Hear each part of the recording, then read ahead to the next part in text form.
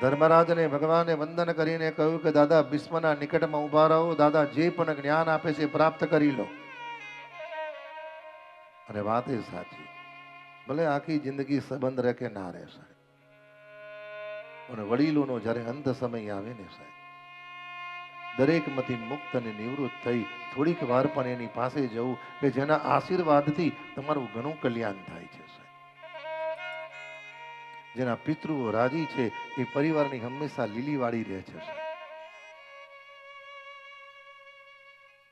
જેના પિતૃઓની બિચારાની અયોગ્ય ગતિ થઈ હોય ને, એ પરિવાર ગમે તેટલી મહેનત ગમે તેટલો પુરુષાર્થ તમે કરે ને, તમે જુઓ એ પૈસે ટકે ગમે તેટલા સુખી હોય પણ પરિવારના પારિવારિક સભ્યોના બંને પગ ભેગા ના થાય, સંબંધો સારા ન રહે.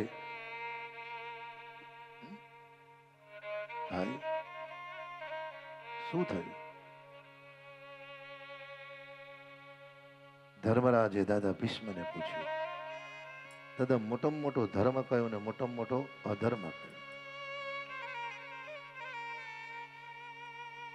દાદા ભીષ્મએ કહ્યું, ધર્મરાજ મોટામાં મોટો ધર્મ એ છે, મોટામાં મોટો ધર્મ કયો મુકેશભાઈ? નડીએ નહીં તો કે નમીએ નહીં તો વાંધો નહીં, પણ કોઈને નડીએ નહીં એ મોટામાં મોટો ધર્મ.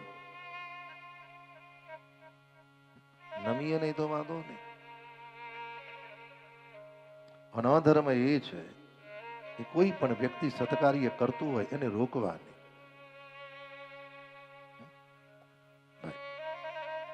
જે પણ વ્યક્તિ સત્કાર્ય કરે, અમુક તમે જોજો મંદિરમાં જાય અને પેલા ભાઈ પાંચ મુકાત, પેલા 50 મુકાત, પેલા 100 મૂકે, ધીમે બહુ ના મુકાય, તું રહેવા દે દીકરા, તું રહેવા દે.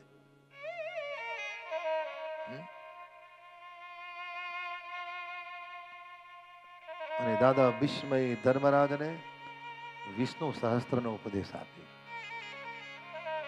યસ્ય સ્મરણ માત્રેણ જન્મ સંસાર વંદના વિમુચ્યતે નમસ્તસ્મૈ વિષ્ણવે પ્રભ વિષ્ણવે આકાશામ પતિતં તોયામચા ગચ્છતિ સાગરમ સર્વદેવ નમસ્કારમ કેશવમ પ્રતિગચ્છતિ.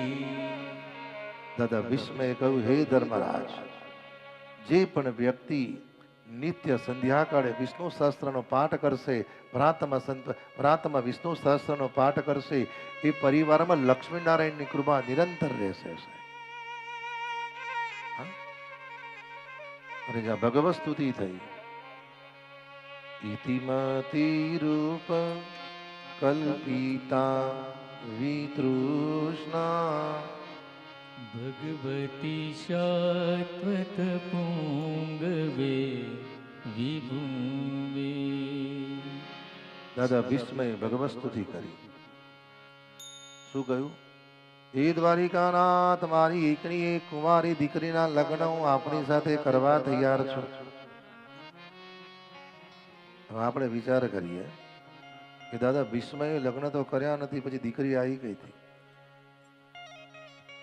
દાદા શું બોલ્યા? કારણ કોઈક વાર તમે જુઓ, જે બહુ બોલ બોલ કરે ને એની વાતમાં બહુ મજા ના હોય. જે બહુ જો કરે, અમુકને તમે જોજો ગમે ત્યાં બેઠા હોય ચારે બાજુ ફાફા માર્યા કરે. પણ જે ઓછું બોલે, સમજીને બોલે અને પરિસ્થિતિ જોઈને બોલે, તમે 500 શબ્દ બોલો અને એ વ્યક્તિ એક જ શબ્દ બોલે, ત્યારે સમજવાનું એમાં કંઈક તથ્ય છે સાહેબ.